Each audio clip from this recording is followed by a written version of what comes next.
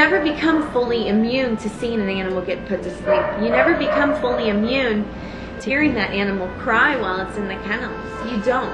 It doesn't work that way. But when you're actually there putting the needle to a dog or a cat, it's a whole different ball game. You can go on each day and walk into work each day and take a deep breath and say, okay, it's another day and we're going to get through this day. And that's how it is for shelter workers. That's how it is, because it's a reality. And the reality is yeah, there's going to be 25 to 30 dogs put to sleep tonight. And there's going to be 50 losses in the shelter tonight. And these animals aren't going to go. They're not. You know, when you have the percentiles is, 5 to 10% coming in to pick up their animals, it's amazing.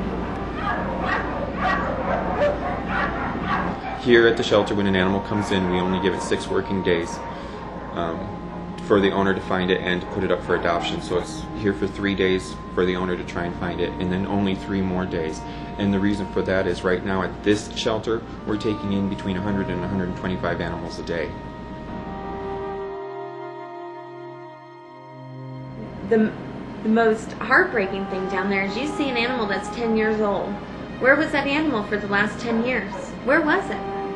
I know it hasn't been running the streets for 10 years. At some point in time, there was an owner that cared about this animal and an owner that wanted it. I mean, this owner spayed and neutered this animal. He stuck a collar on his neck with a tag that doesn't trace back anymore because the owner just didn't care. The owner just didn't have time to take that extra step to make sure that the animal ended up somewhere else other than the shelter.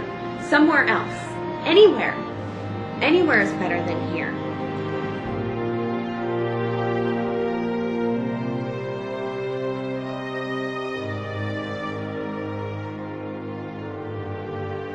If it was an animal that I just really liked and enjoyed down in the kennels, and then to have it come up for euthanasia, I mean, it was really, it's painful, and I know it has to be done. I mean, it's hard. I mean, it's really hard.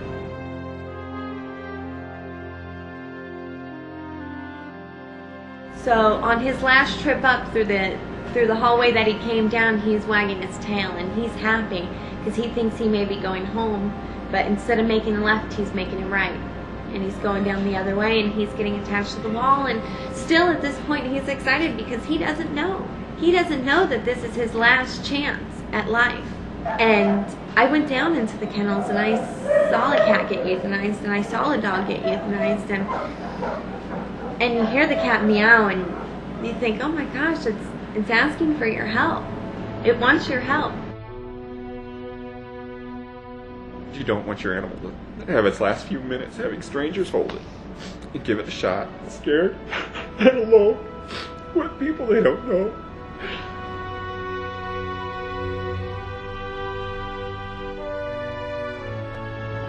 Animals don't forget. They know everything they go through. And they strive in every second of their lives to live up to our standards. And as much as they strive, a lot of times people treat them like it's never going to be good enough. I mean, how would you feel if you were dropped in a cage in the middle of the night by an owner that you were with for 5 years? You just never met up to their standards, did you?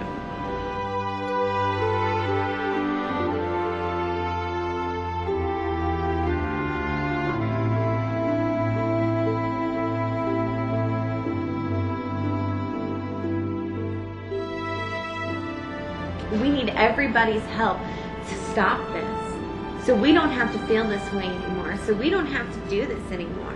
You try to euthanize a dog as it licks your face. You stick that needle in that dog's arm.